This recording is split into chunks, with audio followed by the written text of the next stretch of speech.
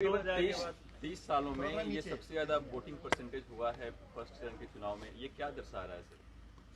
30 सालों में नहीं, आज़ादी के बाद बिहार में हुए चुनाव में ये सबसे ज़्यादा वोटिंग परसेंटेज है।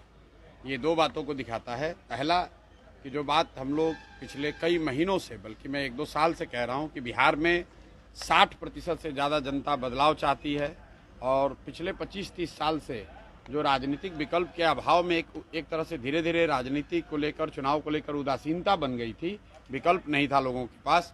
अब जनसुराज के आने से उनको एक नया विकल्प मिला है और बढ़ा हुआ जो वोटिंग परसेंटेज है वो दो बातों को दिखाता है। एक कि लोगों को एक नए विकल्प को देखकर उत्साह रहा है और बड़े पैमाने पर वोटिंग हुई है, बदलाव के लिए वोटिंग हुई है। और दूसरी बात, जो बड़े प्रवासी मजदूर हैं जो बहुत बड़ी संख्या में छठ के बाद रुके हुए हैं, उन्होंने अपना और अपने परिजनों का, अपने मित्रों का जो वोट कराया है उसने सबको सरप्राइज किया है। और जितने लोग ये बैठे हुए थे कि महिलाओं को 10,000 पैसा मिल गया और उसी से हम लोग जीत जाएंगे, इन चुनाव में महिलाएं तो हैं ही, लेकिन महिलाओं से बढ़कर प्रवासी मजदूर एक्स फैक्टर है। इस चुनाव का एक्स फैक्टर प्रवासी मजदूर हैं। वो क्या कर रहे हैं, वो अपने दोस्तों, मित्रों, परिवार वालों से कैसे वोट करा रहे हैं, इसी से बिहार का चुनाव तय होगा।